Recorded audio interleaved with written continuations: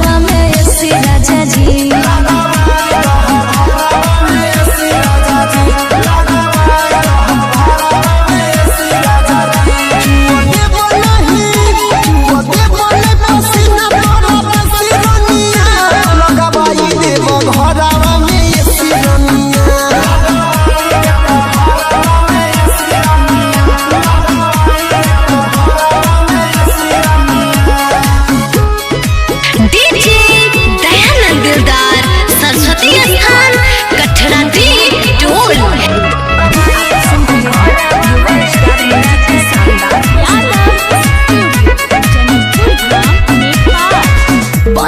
साथे साथे बहे छै जवानी केते बतैयो अपन परेशानी केते बतैयो अपन परेशानी पानी के साथे साथे बहे छै जवानी केते बतैयो अपन परेशानी कोई तुम्हारे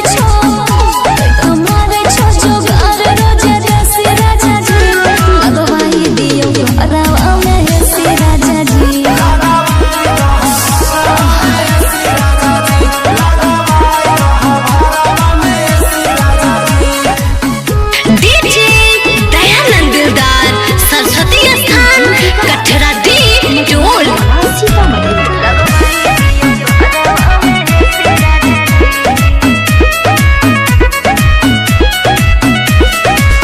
जियल मोहाल हमर भेलै घर में मनो ने करे छै रहो तोरा जर में।